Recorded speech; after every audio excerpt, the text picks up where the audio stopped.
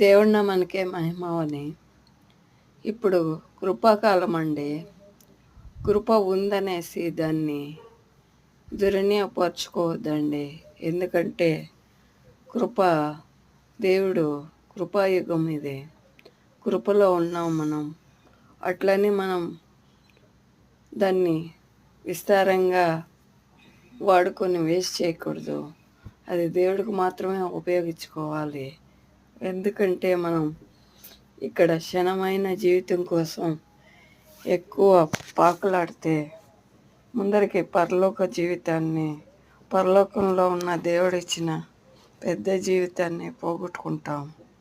కాబట్టి ఇక్కడ మనం ఈ కృపలో మన శరీరాన్ని దండించి, మా శరీరాన్ని శిలువకేసి మనం అనుదినము దానికి దాసోహంగా ఉండకుండా పవిత్రాత్మకి విధేయతలుగా ఉండి ఇక్కడ జీవిద్దాం.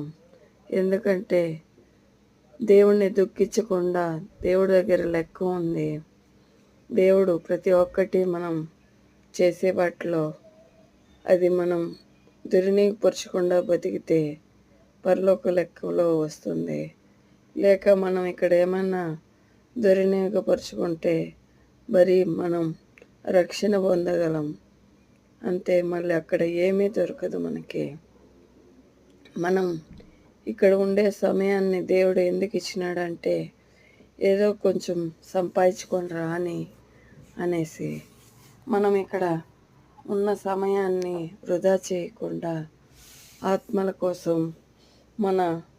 మనం దేవుడు స్వభావంలో రావాలని రోజు రోజుకి మనల్ని దేవుడు బంగారు నెట్లా ఇచ్చేస్తున్నాడు, అది శుద్ధం చేస్తాడో అలాగే మన విశ్వాసాన్ని శుద్ధీకరిస్తున్నాడు. మనలో ఉండే మసకంతా ఎత్తి శుద్ధీకరించి దేవుడు యేసుక్రీస్తు స్వభావానికి రావాలని రోజు రోజు వజ్జుతూ ఉన్నాడు దేవుడు.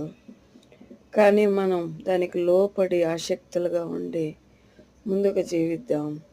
మళ్ళీ ప్రతి ఒక్కరూ సహా కింద వాటిని చూడకుండా పరలోకం పైన మనసు పెట్టి బతుకుదాం.